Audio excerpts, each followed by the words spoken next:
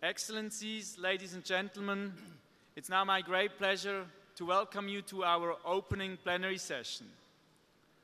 I'm going to quickly introduce the theme, the broad theme of this session, then very briefly introduce the speakers. I'm not going to read CVs. You have all received full information and can even read it on an app that you have on your iPhones or mobile phones. It's all there, so I'm going to be very brief with the CV presentation so that we have a maximum amount of time for discussion. Panelists have agreed to speak for 3 to 4 minutes in the beginning, and we will go through the following themes. First of all, when preparing for this Congress, I think the key theme that came out is really the theme of uncertainty. Why uncertainty? Think 20 years back and ask yourself, what was the investment signals 20 years back? There was one. It was the oil price. Ask yourself, what are investment signals today? It's a multiplicity. It's the oil price, it's gas prices, it's collapsing solar cell prices, it's nuclear prices influenced by higher safety requirements post-Fukushima. It is the uncertainty of CO2 prices. It's a multiplicity of signals that one has to consider when taking investment decisions. That is complexity, from one signal to many. Second, 20 years back, the time horizon in energy that was considered short-term, looking at a capital stock, was in transport. In transport, it takes 20 years to turn over the capital stock, and that's probably the quickest change that you can have in an energy-relevant segment. So 20 years was considered short-term. Look what happened in the last 5 to 8 years. We have seen shale gas emerging from almost nowhere to a significant game changer. We have seen Fukushima, again, collapsing solar prices. We have seen many instances that have changed in very dramatic speed the way how we look at things. Those two things, complexity and speed, define uncertainty. The theme of this session is uncertainty, and my first question to all the panels will be, in that massive uncertainty, what keeps you most awake at night? It's my great pleasure to introduce, we have a great panel here that has on the one hand great geographic coverage. We have from Europe, Dr. Leo Birnbaum from E.ON. We have from Asia, Dr. Hur from GS Caltex. We have from Africa, Zola Tutsi from ESCOM. We have from a technology, global technology perspective and Siemens, Dr. Seuss. And we have Samantha Smith with a global environmental perspective and based in Europe as well. I would like to give the first word to VEX Vice Chair Europe, Leo Birnbaum. Oh, thank you. And maybe if I'm supposed to start what keeps me awake at night, I will start with what does not keep me awake at night, which is the technology challenge. There has been a discussion that the change in the energy transition cannot be mastered on the technology side. I think that's not a problem. My first message is the engineers will deliver. The question is at what price? And that brings me really to your question and my second statement. I think while the engineers will deliver, the issue is that markets can deliver if there is clear political direction and if there is a clear and stable framework. And that is by no means a given. Let me elaborate, while the first point that engineers deliver is an obvious one, and I don't need to elaborate on that one, I will elaborate a bit on the regulation. If we take the specific example of Germany, an average family pays something like 1,000 euro for an average consumption of 3,500 kilowatt hours per year.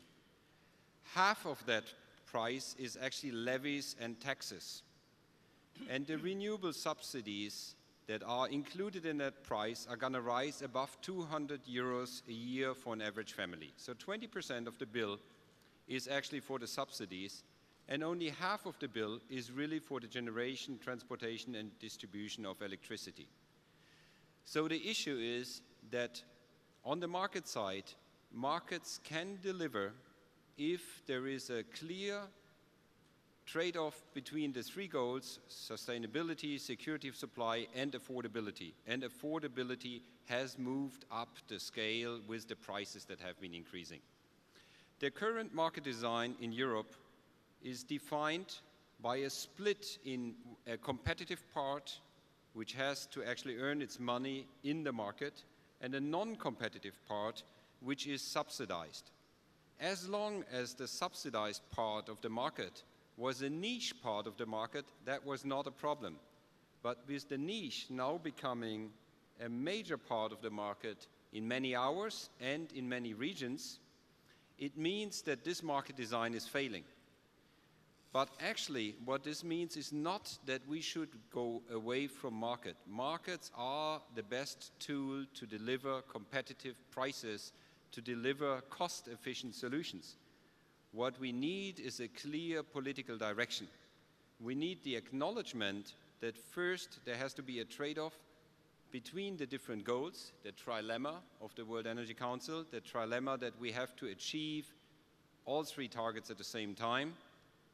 And the second one, the acknowledgement that this requires a stable framework over a long period of time. This means, again, my second statement, markets can deliver if there is the political will to define a clear and simple goal. Right now, Europe is overdetermined in terms of targets, and we need less and simpler targets, and we need them with a more sustainable perspective. Third message, we need innovation. We have looked in the last years, especially in Europe, at innovation on the supply side. What we really need is innovation in the way we integrate along the value chain and how we actually integrate also renewables and conventionals in a cost-efficient way into the system. We need to look at system integration, and we need to look at storage. And that is clearly a different focus from what we've seen so far. So again, if I repeat my message, is I'm not nervous at night about the technology challenges. They are big, but they can be solved, and they will be solved. I am concerned about markets because I do not see a long-term, clear regulation, a stable environment which makes the sector investable in Europe. And what we really need is certainty on the regulation side for investments. And we also need a completely different approach for innovation compared to the past. Thank you. Thank you, Dr. Birnbaum. I think I want to dive deeper in the niche becomes a major part, and I'm going to make it fail. But before doing that, I would like to move on to our next speaker, Dr. Dong-Soo, who's obviously the chairman of GS Caltex. But you have not only GS Caltex is known for its oil, but you're shifting the company also to a gas, and you have also a sustainability hat here in Korea. So what keeps you most awake at night?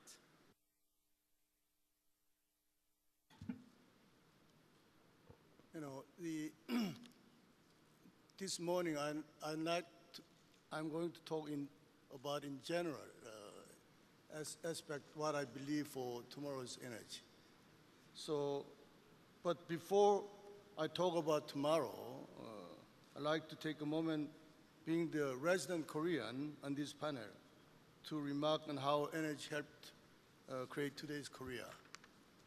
40 years ago, the nation's annual trading volume was only just about $7 billion US. But as of last year, that figure, surged to $1 trillion, making Korea the 7th largest trading country in the world.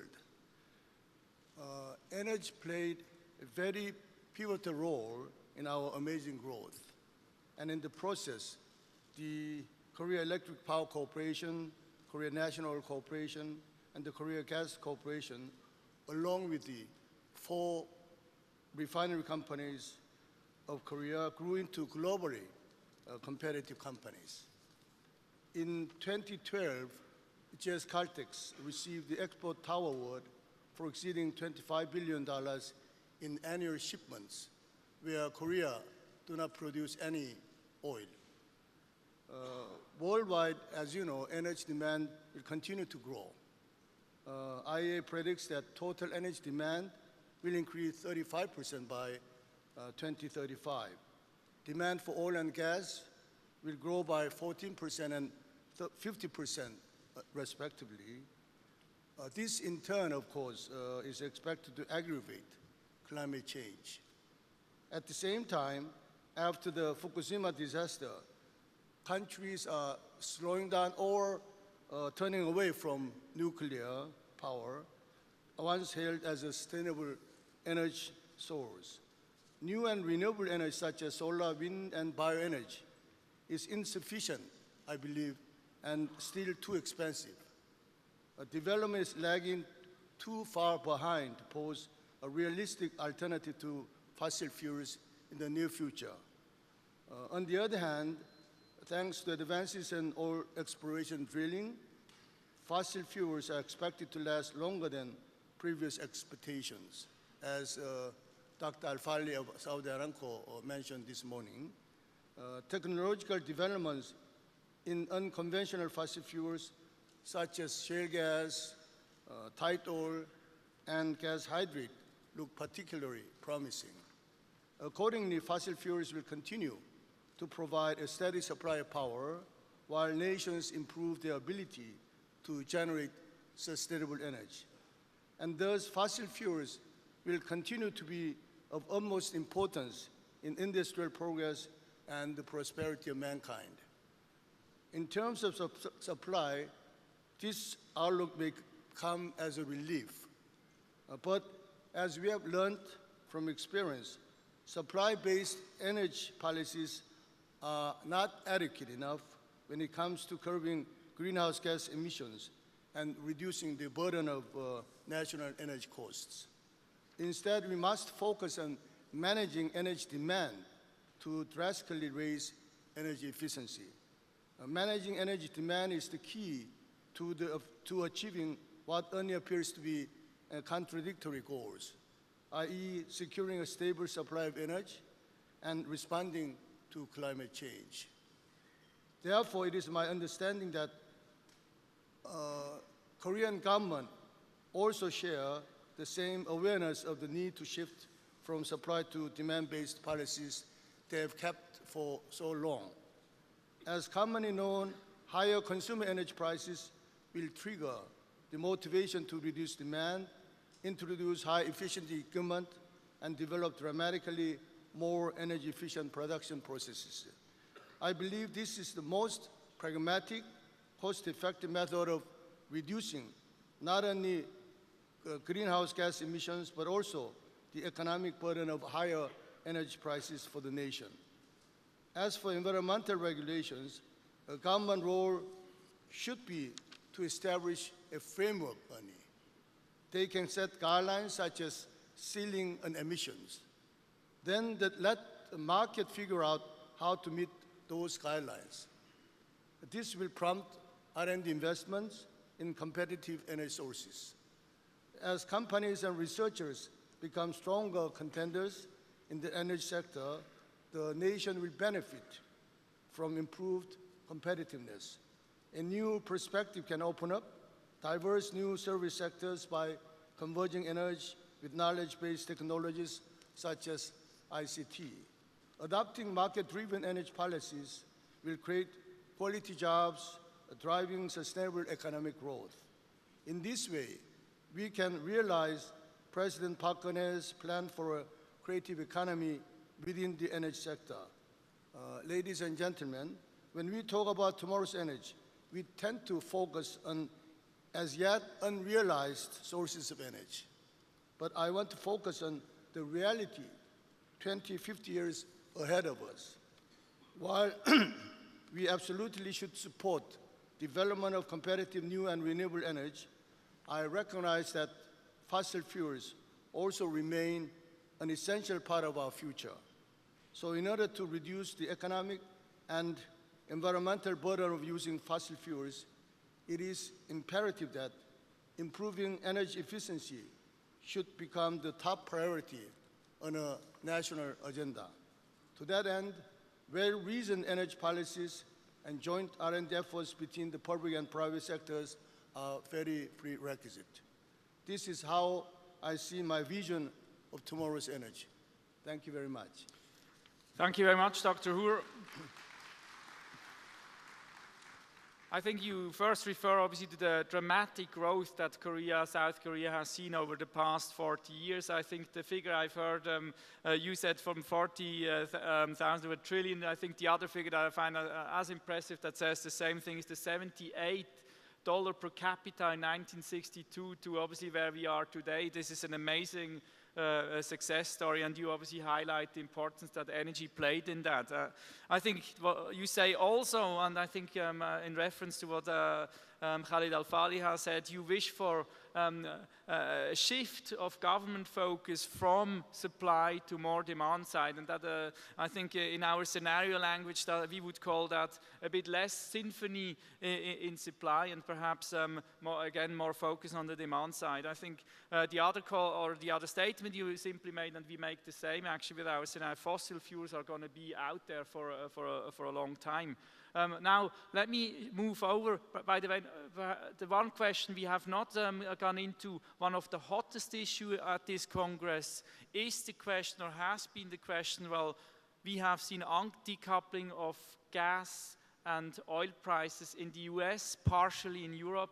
And the question I'll ask later, we'll come back to that, is obviously where do you see this going? You're moving your company into gas. You're obviously hoping of a future in that area. But before doing that, let me move over from ESCOM Chairman Zola Tutsi. ESCOM is Africa's largest utility, and you have obviously many things that keep you awake at night as well. Which are your top issues that keep you awake at night? Zola Tutsi. Thank you, Christopher. In the emerging markets, developing countries, there are no electricity markets. So we are more seized with the problem of universal access. That is a fundamental view, and this is the quest and the solutions we're looking for in respect of that requirement. What we're finding is that there are very challenging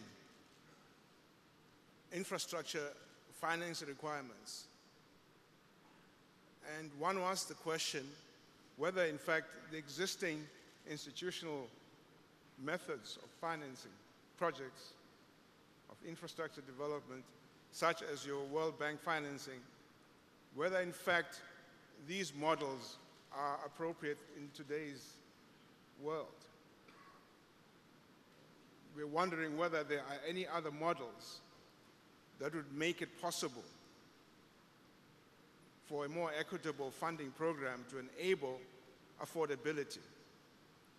Because in the main, in order for you to have universal access, you've got to be able to make sure that that power that you're providing is in fact affordable to the population that you're providing it to. And so developing country governments have a dual responsibility, where they have to take the responsibility for raising the capital required for investing in that infrastructure. And secondly, invariably they have to assist their citizens by subsidizing the cost of power supply. So this places an additional burden on governments, and one wonders if there is a way, an innovative way, that this pressure can be relieved of governments so that they don't have the burden of having to subsidize power to their citizens. In some respects, we're finding that innovation, particularly on the supply side, has a lot to contribute in making sure that one can relieve the stress on governments, particularly in the area of generation. where distributed generation technologies are beginning to become available today, off-grid generation and off-grid supply, which makes it possible to bridge that gap, whereby localized communities, which are invariably far-flung, are able to have localized supply.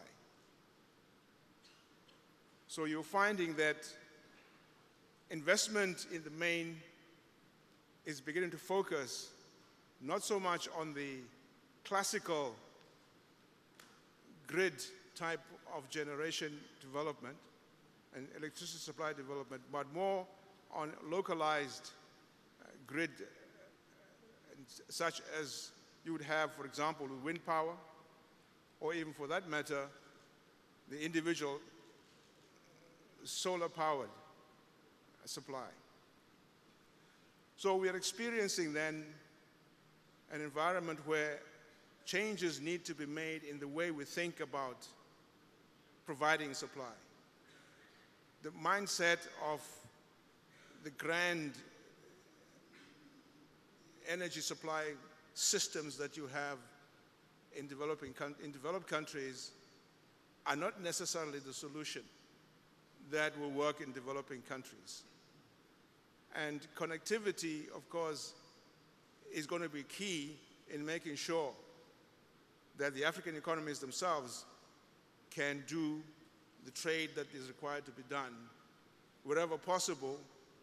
But however, I think the constraints of large-scale investment and affordability make it difficult for developing countries to really spread out and increase the access to their communities. Thank you very much, Zola-Dotsi. I think you highlight clearly that among the things that keep you most awake at night is obviously finance, a financing mechanism, also the heavy burden subsidies put on shoulders of government, but I think probably most importantly you highlight the issue of energy access and the challenge through various and different solutions bringing actually access to the 1.2 billion that have no access. I'm going to ask you later more about what you think should be done. Is there enough? Can we achieve the UNSC for all objective of universal access by 2030? If not, what should be done? I think that's a question for later. But before that, I'd like to go to Dr. Michael Süss. You're obviously leading Siemens Energy business, but you have a very broad view on technology, having spent time on the car side, on the mobility side, on the fossil fuel side, and now broad utility side. So looking at technology with such a broad experience, what keeps you most awake at night in this context of change? Thank you, Christoph. So what keeps me most awake at night is how to manage the complexity of the next 10 years and how to predict, and not only predict, but as well to influence the overall energy portfolios worldwide in the right direction. And I have to mention 3 years ago, and this is a positive development, when we met together in Montreal, there was still a discussion, is it fossil fuels or is it renewables? I think we are one step further. It's not an or, it's an and. So we have to combine whatever it's available, because what we see worldwide, and if you don't look only in Europe, where we have turned maybe a market into a more over-regulated system by a lot of subsidies, but I'll touch that later maybe. But with the given technologies, we have everything available, from generation, transmission, distribution, what's necessary to provide the technologies for a specific energy portfolio of a country or of a region. And I have to stress that we have not to think on a country, on a national base. Energy has to be argued in a much wider range, because it's, on one hand, it's an extremely important step for a modern industry society, which can then provide sustainability for nature, for our environment and other stuff, because as long as people have to feed their kids and nothing else, they will not take care on anything around themselves. So we have to bring the right portfolio to each region, and the technology for that is available. What makes the complexity, and Stephen Bowles this morning mentioned a little bit, and it's funny that my competitor described our power matrix so nicely, because to think in systems, to understand that there's an extreme complex system from consumers, producers, people are consuming and producing, like prosumers as we're mentioning them, from centralized and decentralized power generation throughout the whole area of available sources. Either it's wind, it's biomass, it's solar on one hand, or it's a hydro, nuclear, gas and oil. It's all available, but it's different spread out in the different nations. So there is not one solution which fits all. That's the first level of complexity. What fits best for a nation? Where nations are already willing to cooperate and working on a wider scope, because that can optimize as well. But then within this system, how to organize it, from big data as one buzzword, how to organize it, the combination of fossil fuels, clean fossil fuels, renewable sources in the most appropriate way, and not to forget about, when we talk about technology and when we talk about energy, we talk about efficiency. This word the last couple of years I haven't heard too often. I heard it once sometimes in speeches, but I haven't seen it too often when we talked about solutions. And Korea is a country where efficiency counts extremely. That's the reason why here in Korea, the most efficient power system will be created, because the hunger on power is high, the demand on power is high, and the natural resources are low. So they find a way via technologies. And this is exactly what I think we have, if we talk the next couple of days together, what we have to touch is how to manage this complexity, how to get out of the wrong way of subsidies, because a subsidy is like a medicine. If you give it for a short period, it's good. But if you give it for a long period, it makes you sick. And you have seen that in Europe, where we completely collapsed the market systems because we wanted to influence the discussion about what's the right technology, about a way discussion. A way discussion is something we tell the markets what they have to do with which technology at which timing. We have to come back more to a target discussion. What do we want to reach? And this is this famous triangle on energy, but I have to add, there's a fourth point. Besides accessibility, availability, and sustainability, there's public acceptance. And all the four areas we have to touch, because if you touch the first three and have no public acceptance, or if you don't understand what public is demanding for, then we create as well as the wrong system. And to get that four in the right combination, I think that's the challenge we have to touch and we have to provide, because energy, as one of the four pillars of a modern society besides people, resources and money, is something we should not play around. And not to play around means give clear targets around these 4 points and then let the market decide how to reach the targets, but don't tell the markets in which way they have to reach it. Thank you, Dr. Süß. I think you clearly say that what keeps you most awake at night is really managing the transition in the next 10 years. You're insisting on the and rather than the or, and then you're saying the key point is actually how can we organize this and.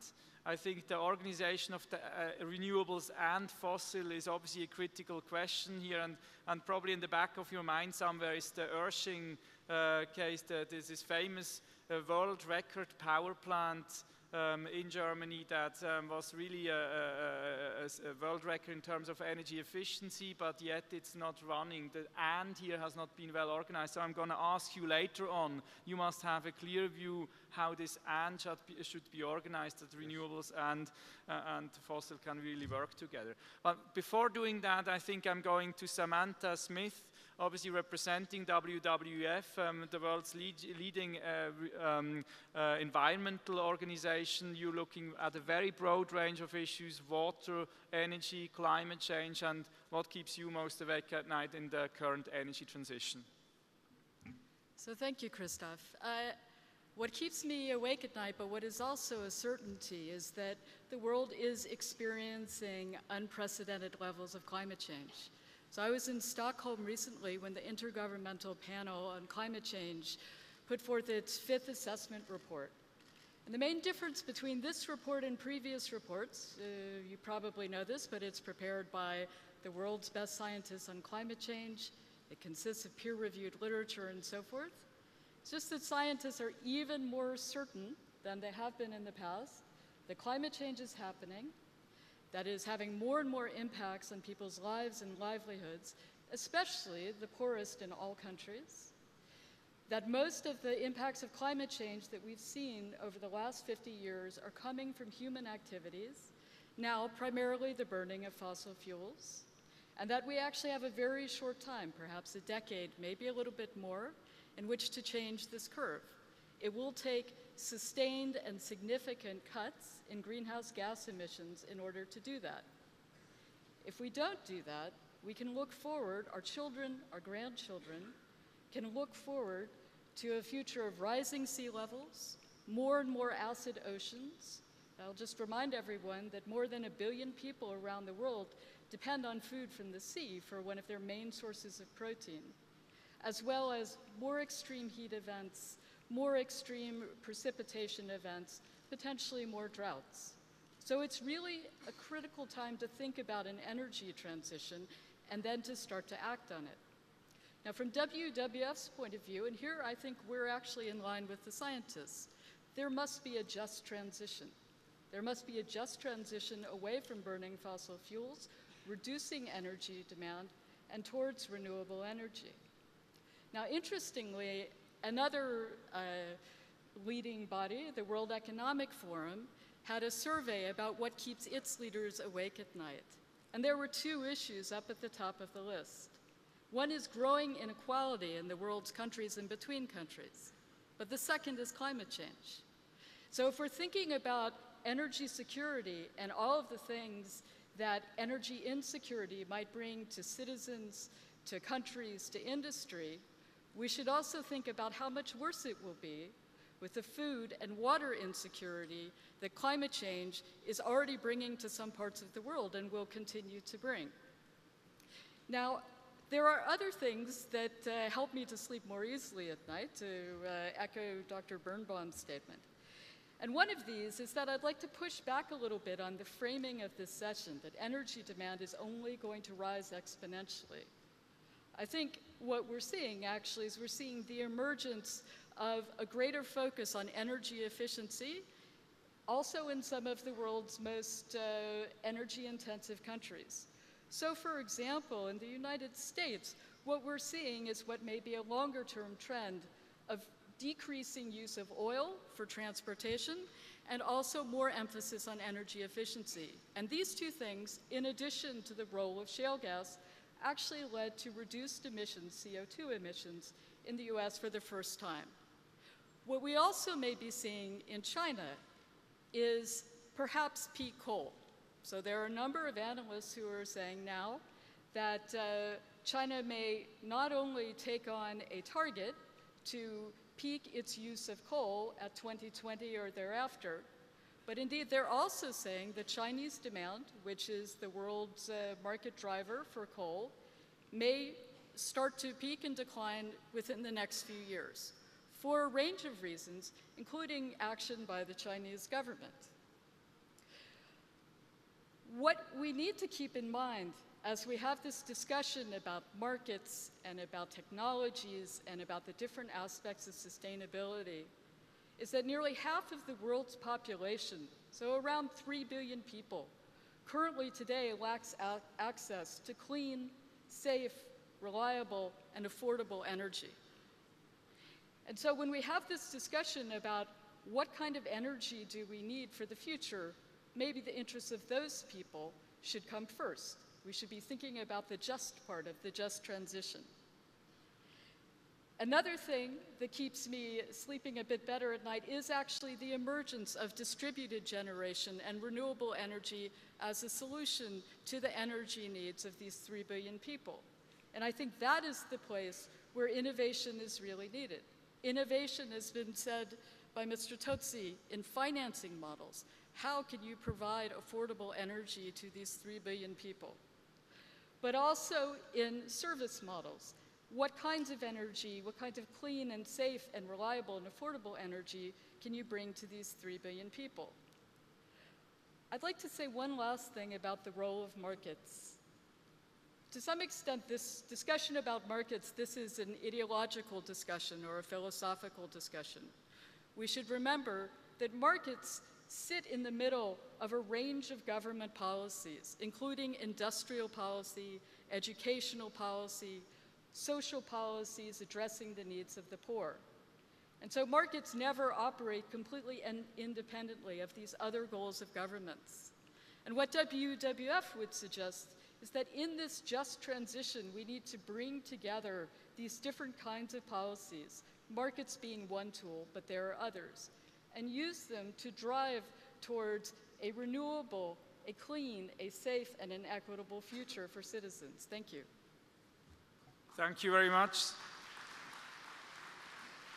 Samantha Smith, we have clearly heard you say that obviously there are things that make you better sleep at night, like the peak coal perhaps in China, more of distributed energy. I think we have heard it, our scenario say it, we have heard it in the keynote this morning, we still see fossil actually fuels go up, driven by non-OECD growth. The question, one of the white elephant question in the room is obviously what about CCS? I'm going to ask you at a later moment, what is WWF's view on CCS? Should we, this is obviously a dilemma, must be a dilemma for you, what is your view on CCS? But before going there, I come back, we have about half an hour left, so we have time for short intervention. I gave you the questions early on, so you could think, I'm sure there will be very pregnant short answers. First to Dr. Birnbaum, the question was again, you mentioned that actually what was niche at one moment becomes a major part now, and that is a risk for markets. Please elaborate. Yeah, and I can build on what the last two speakers said. First, I would just like to emphasize that if we look at the VEX scenarios, we do see an increase of energy demand on a global scale. The question is how much. This is why I said it is so important that we move from the supply side to the demand side on innovation, and that we also in policies address more the demand sides. Now, let me get to supply and the specific example of Europe. I need to put a few numbers on the table. In Germany, we have an average consumption on a daily 60 gigawatts. We have a yearly peak of 80 gigawatts, something like that, in power. We have built by now more than 60 gigawatts of solar and PV, which means that in many hours of the day, actually power is coming out of our ears when the sun is shining and there is some wind. We are going to increase renewable supply according to the plans of the government, to something like 150 to 170 gigawatts over the next years. Plus a conventional fleet, we will have something like 250 gigawatts for a demand of average 60 or peak 80. That means that obviously there is no energy market anymore. There's an oversupply in many hours. And actually the niche is not a niche anymore. The niche of renewables is actually the majority of the capacity which is installed. And this means that we have to find a way how to integrate that in a meaningful way. And this is why I said that we need to revisit actually the regulation which we have in place, which was based on a world in which renewables are just a small part of the generation park, and not, as I just described it, already a large part, or in the future, the vast majority of the park. And I think if you look at these numbers, that is an obvious thing to be done. Thank you for those very clear elaborations. Again, the fact that solar capacity in peak load can provide 100% of demand in Germany, but obviously only at certain moments per day, that is a very strong fact. I think I know recently you said actually in another discussion, similar discussion, that, and I found that very powerful, that the number of beneficiaries from the system has become so important that it will be politically, the window of political change opportunities actually closing down. Perhaps that was the other element that that is there. Perhaps you want to elaborate on that one as well. I think what we need to urgently do in Europe is we need to show that such a transition can be done in an affordable way, which doesn't create a huge surplus for a few which invest and basically a huge bill for everybody else who cannot invest. And I think if we were to find that, and this is why I think that the German government and the European governments over the next 2 years need to reform the Renewable Subsidy Acts and need to reform the design of power markets. We need to find a way to make such a transition an example for the world. If after the next years everybody looks at Europe and says, it's nice that the Germans were willing to pay so much, it's nice that the Europeans can afford it, it's not a good example for me. If Chairman Sozzi then just looks at it and says, beautiful for Germany, not for South Africa, then we have failed in Europe. And I think we are at a crucial point in time.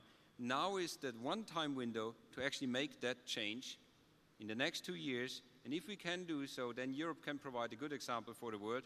But this, again, requires clear political direction setting and a clear acknowledgement of politicians that a change is needed. So an urgent call for European policy to make the necessary changes to set the right signals and not conflicting signals, as you said earlier.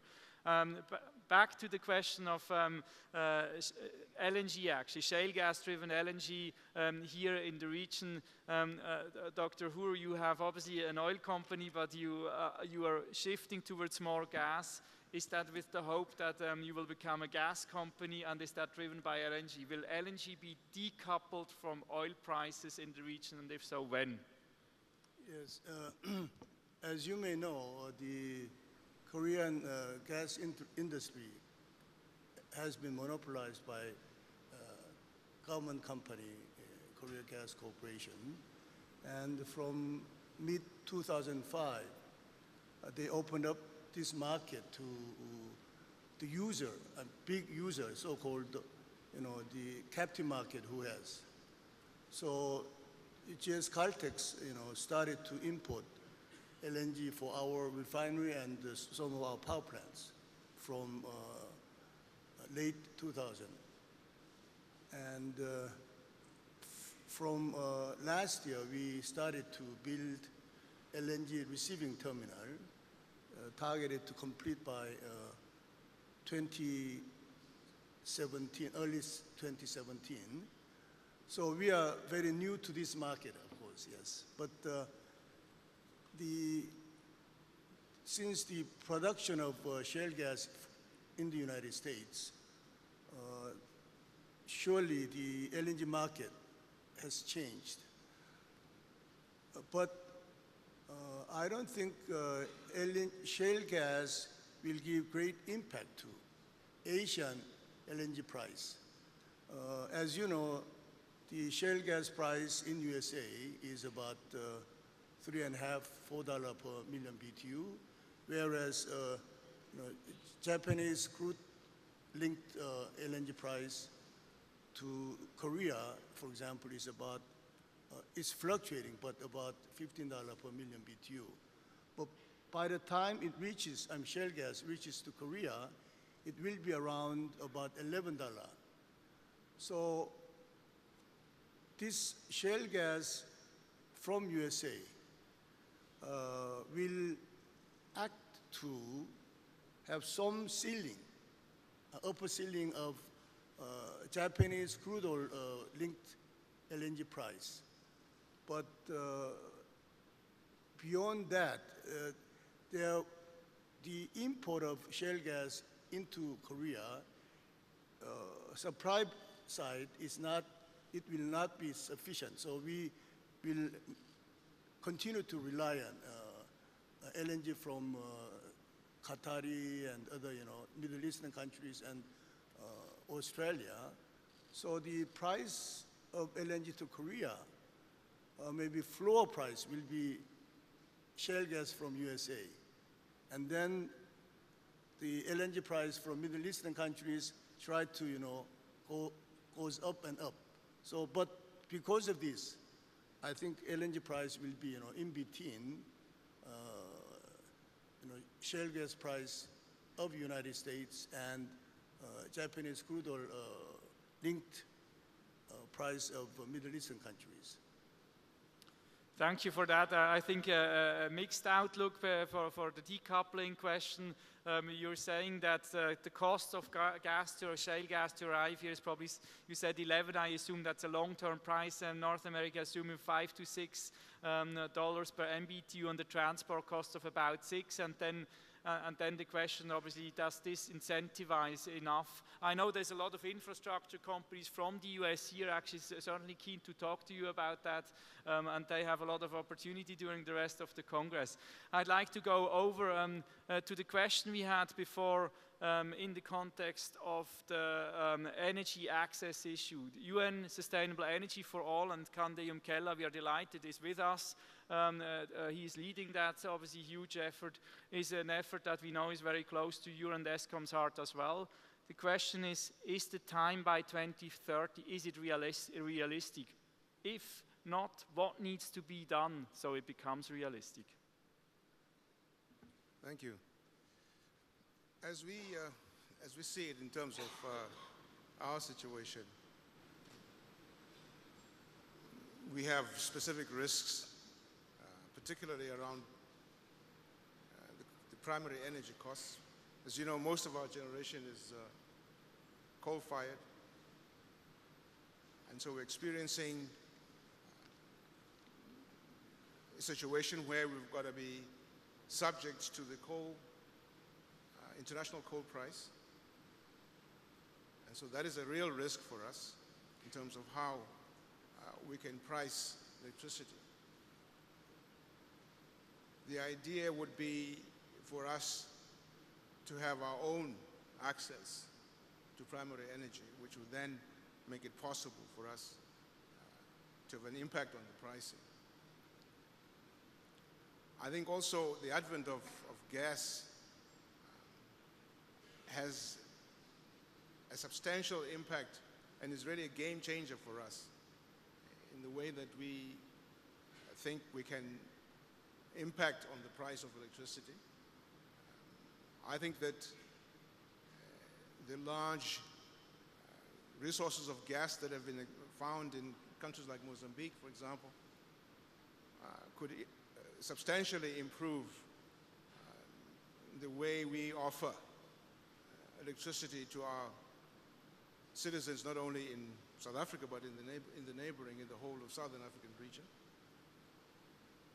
I think it would be lamentable if Mozambique itself can only experience the export of its gas without there being some corresponding investment in Mozambique in generation using the same gas in a way that's commensurate with the export market. One of the things that we experience also in terms of the risks that we're facing is that we're a water scarce country. And because of the mode of generation that predominates, we have to compete with the domestic use for water as well as agriculture. So we are obviously also very cognizant of the climate change impact our generation is responsible for. And so we have developed as a country a generation mix methodology that we call the Integrated Resource Plan, which will enable us to introduce renewable energy in a very sustained way, in a manner which makes it possible for us to balance the impacts of climate change. So that risk we're trying to mitigate by really introducing IPPs, which will then roll out the renewable energy programs. One other issue really around climate change is the fact that the weather is impacted so seriously with climate change that we think that we need to invest in the robustness of our systems to be able to withstand the vigorous changes that we are anticipating are going to be happening with the, as mentioned earlier, about the temperature increase that the world is experiencing, and also the substantial change that we are witnessing in some parts of the world. Thank you for that. I think you're clearly saying actually ESCOM and probably more generally the tool should be, or the motto should be, one should diversify to be more robust going forward. I think this is also in line obviously with our trilemma language, look for balanced portfolios, balanced policies. I think that's a call you're making and you're implementing actually with ESCOM. Michael Süss, you have said rather an and than an or, and again the Urshan case shows that it's actually the and is not always an easy and. The Urshan case shows that the and actually needs the right market design in a way to solve it, and you highlighted the fact that we better make sure we get the markets right. Do you have a vision for what it means getting the markets right?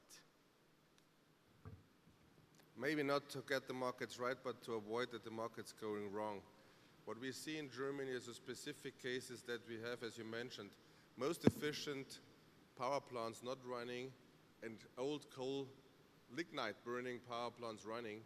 This is a result of the capital market crisis in combination with the wrong subsidy regime, where people have discovered that to invest in a certain direction grants them 10 to 12% profitability, but this has nothing to do with a modern energy policy. The modern energy policy means, in my eyes, and here the combination can be the right one.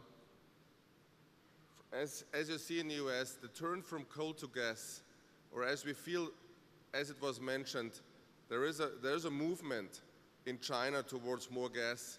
There is a movement in Saudi Arabia from oil to gas again, which is all good for the carbon dioxide emissions, because only to give you a frame scenario, if we would move all coal and gas, existing power plants, to latest gas technology, which is available today, you could reduce the carbon emissions by 2/3 worldwide. But if you add then, and I think I would like to mention that the discussion about unconventional fuels, it is a gift. It gives us some time. We have the chance to go from coal to gas. We have the chance to reduce significantly the carbon emissions, but that's not enough. We have, on the other hand, to improve and to grow significantly our renewable initiatives. And even by 2030, renewable contribution, if I not count hydro in, it's only 15 to 16%. So even if we would get it to 30, which is already a huge effort, that would mean in combination then still 50% is fossil. And this is what I mean is in combination. We have to go from coal to gas. We have to use wind, and it was mentioned this morning as well that wind is a quite young industry. Yeah, it's 5-10 years old industry. There is a lot of substance in. The same is in photovoltaic. There is not mentioned today the discussion about storage. Unfortunately, there is not the right algorithm for the right storage systems yet discovered, but this is something where we have to put much more money in to figure out how we can boost renewables to 30, 40, 50%. There's still enough room for fossil. There is the demand there. But when we talk about fossil, we have to talk about clean gas. And this combination will eliminate a lot of carbon dioxide. And this is only be reachable if you're not using scenarios like we do in Germany, where we have a completely misallocation of money on a too long period, not really supporting new technologies. We have to do upfront more and not designing markets where in the end it's not an energy market anymore, it's something for capital investors. And last but not least, it was mentioned several times and was even stressed by High Representative of the Russian government, It's about financing. There's so much necessary for this turn of energy systems, for the spread out of more distributed energy on one hand, but as well to change the existing base systems to a much higher efficiency.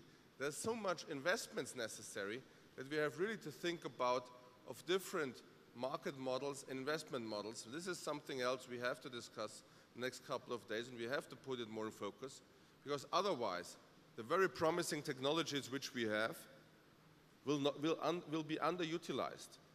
Today Korea is using them, US is starting using them, a lot of countries are using them. Unfortunately, where they come from, in Germany, they're not using them. I think I get a few messages out there. On the one hand, and you have said in the first round already, I think if I would, the use of subsidies is a bit like sugar. A little bit may be fine, but if too much makes you sick, I think is probably the kind of quote that could go with that. But I hear as well that the combination, that you're optimistic that there would be a way forward between clean gas and renewables. I'm keen to hear perhaps more of you, if there is any view on how the markets would have to be structured to actually do that. Is that a feasible structure? Is there a feasible structure idea out there or not? It seems not to work at the moment, from what you're saying. Perhaps, Leo Birnbaum, you have a thought on that?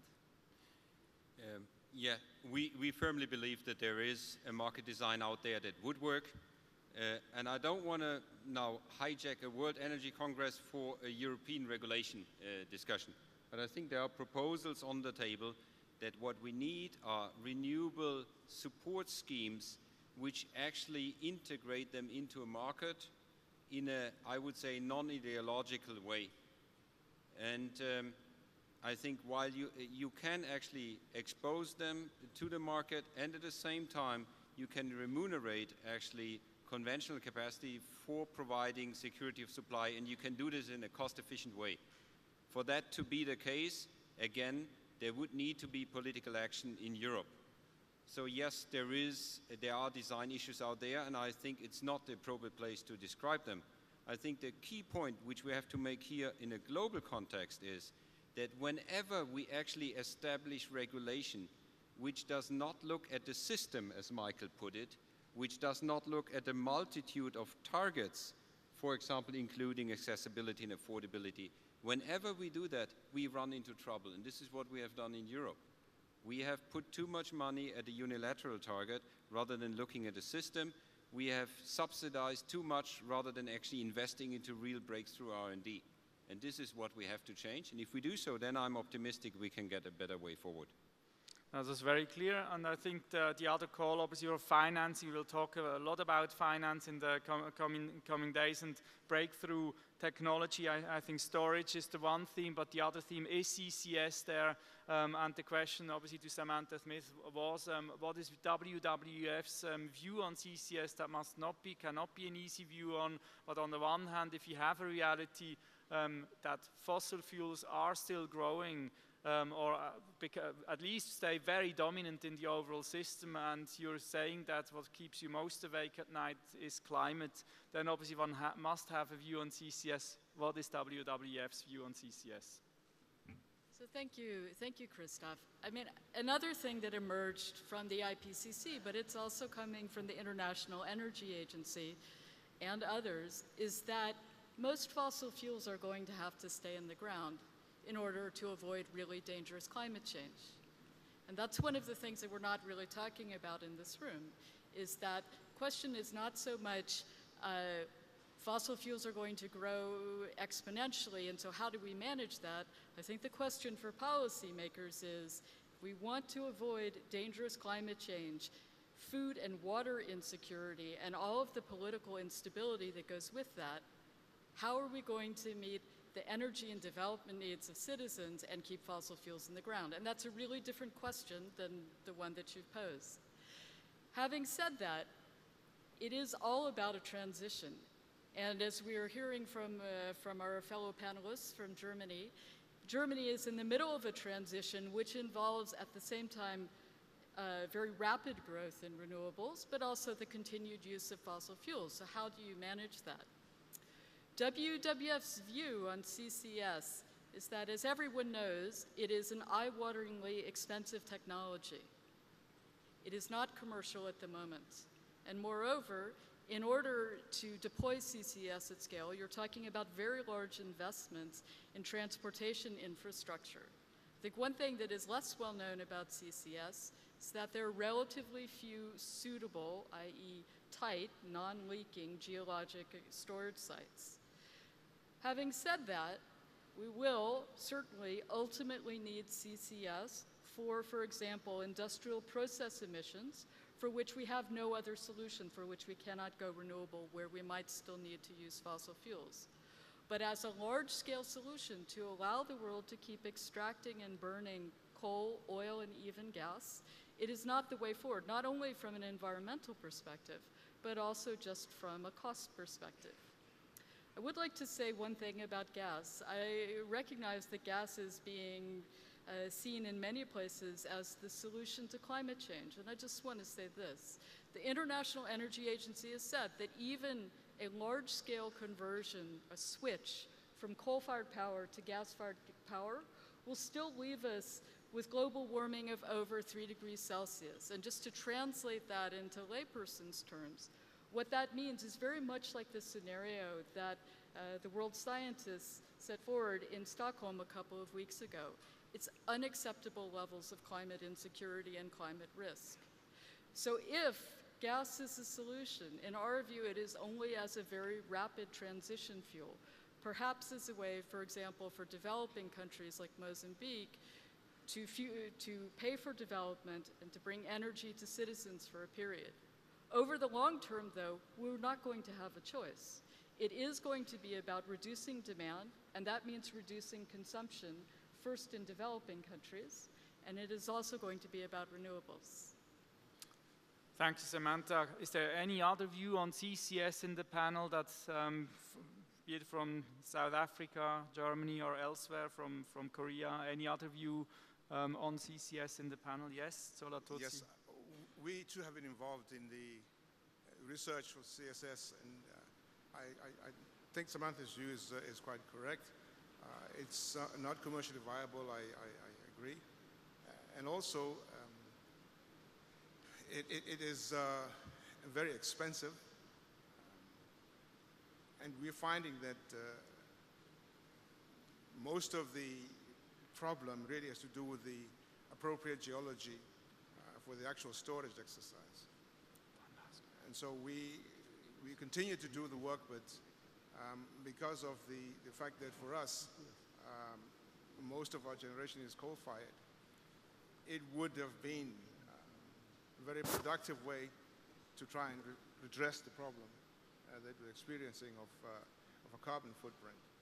But as I say, we continue to do the work, but it is proving to be very costly and also not very commercially viable. Any other view, Leo Birnbaum? Maybe I can cite a few of the results that came out of investigations of the World Energy Congress Council itself. First, the WEC is producing an issues report which says how important is a certain topic and what is the impact and the uncertainty of this topic. And CCS has moved off the map. It's across the industry on a global scale actually seen as low impact, and uncertainty really doesn't matter because the impact is so low.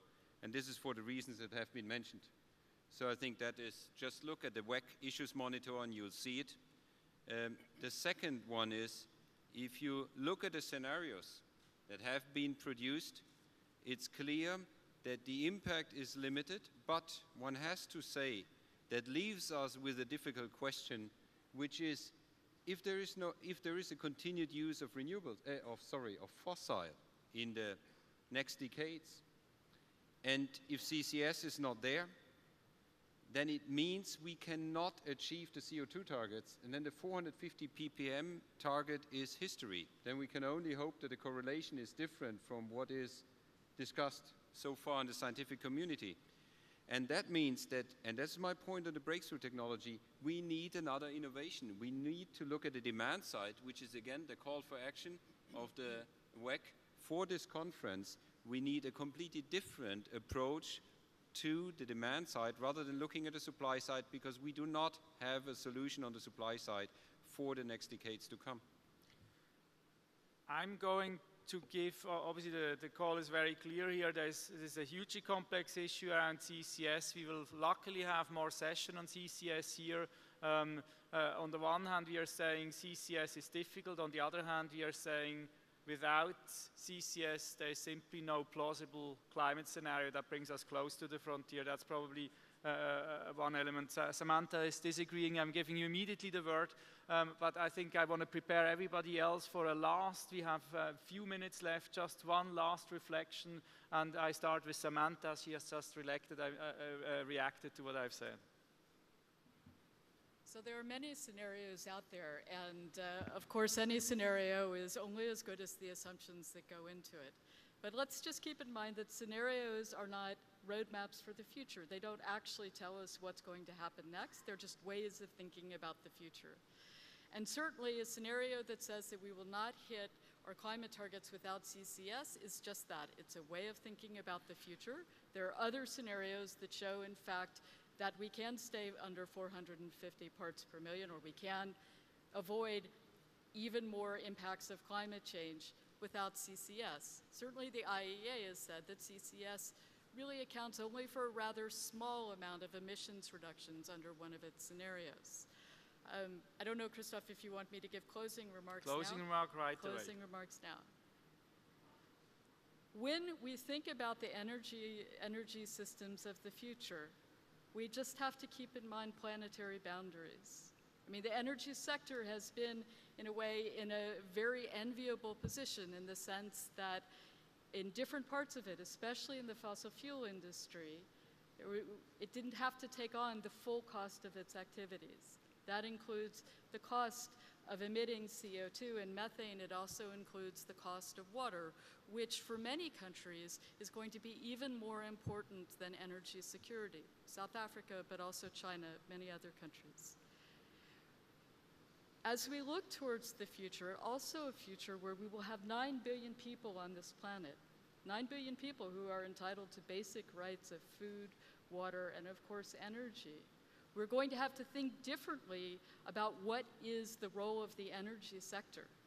And certainly for many governments, they're looking at the energy sector not so much as a place to make huge profits, but really as a place where they need to take care of citizens. Part of taking care of your citizens is, of course, about these planetary boundaries, about the limits that we now have on how much more CO2 we can put into the atmosphere, also on how much water we have. So from WWF's perspective, we would certainly hope that the World Energy Congress, I've seen the declaration that was agreed yesterday, that the outcome would be rather different than the outcome that's painted in WEC scenarios and in that declaration, because we would certainly not agree with some of the things that the declaration calls myths. We can, in fact, reduce energy demands. Some countries and regions are already doing it. We can reduce CO2 emissions. This is also happening, also in developing countries. And we can, in fact, look forward to a future which is clean and safe and affordable and also just. Thank you. Thank you, Samantha, and I think there's lots of opportunity, obviously, to engage with those people who have worked hard on those reports during the next coming days, and we invite you to do so. You were the only woman on the panel that has given you the extra entitlement of a slightly longer closing remark. I have to ask all the other panelists, so we can end on time, really to be short with 30 seconds per closing statement. Can I start with Michael Süss? We have to handle complexity. It's a matter of fact that energy demand will double the next 20 years. We cannot afford not to go with gas and wind, because that's the most promising for the next 20 years. And we have to increase renewables and to think in systems by using and fully utilization, as Leo said, the demand profile as well as the supply options we have. We can dream about how future should look like, but there is a matter of fact that energy makes a difference in competitiveness, and with social acceptance will only be there if the societies are economically competitive, that they can grow their prosperity, and by that we have to combine that what's feasible and not what's dreamable. Thank you. Zola Totsi, closing remarks. 3 things: accessibility, sustainability, and affordability. Accessibility needs to be a right in developing countries and not a market choice. In terms of sustainability, African governments can no longer bear the burdens on their own of providing the infrastructure necessary to supply electricity to citizens. Something needs to be done. Something more creative has to be in place. And affordability, obviously, it is important for the population to afford the electricity that is being provided, and that is an issue of innovation. I think we need to look very carefully how innovative we can be on the demand side in particular and supply side as well, with different types of technologies that exist that could make it that much easier for our populations to access electricity. Thank you, Tola Tutsi. Dr. Hoer, closing statement. Yes, in order to overcome climate change and the regional disparity from using fossil fuel, of course, it's inevitable to develop new and renewable energy as soon as possible. But in reality, as you know, it will take time and massive investments. And as some speakers said, you know, excessive government subsidy will not ensure the sustainable development of new and renewable energy. And in any way, it will take time. So and fossil fuel will be dominant source of energy supply for the time being. So improving energy efficiency, the cake is so big. We have to, you know, each government should establish real drastic directives for the energy efficiency, so that with those money, you know, we can reduce the burden of energy cost, and we can support R&D for the workable new and renewable development. Thank you, Dr. Hoer. Leo Birnbaum, closing statement. I think the biggest risk for tomorrow's energy infrastructure, the biggest risk for sustainable energy for all, is that we have a lack of a balanced and clear direction for the regulation of such markets. We need balanced and clear political direction settings so that we get systems in place which will deliver security for sustainable energy for all. I think this was an amazing panel. I think we had, obviously the objective here was not to deep dive into an issue. We have a whole week or the next few days to deep dive on all of those issues. It was really to provide a landscape of issues to set the agenda for this Congress, and I think this has been amazingly well done. I think we have heard on the one hand that balancing the policies, the trilemma is in the center. We have heard that signals must not be confused, and they have to be fewer rather than more. We have heard that growth is obviously in many areas a critical point. It has and critical to growth is energy, and we need to keep that in mind when talking about energy. We have heard financing is absolutely critical. We have to find ways also to look at subsidies and relieve government from the burden of subsidies. There is an equity issue there that needs to be addressed. We have heard the technology choice is there, but the complexity of bringing the various technologies together is not easily solved. And obviously the climate, energy, water nexus, or the climate and the energy, water, food nexus are two issues that keep the whole community here also awake at night, and clearly we need to spend a lot of time understanding what it means to the energy industry to become resilient, to have a sustainable future. I think with that, I would like you to give a warm round of applause to our excellent opening plenary speakers.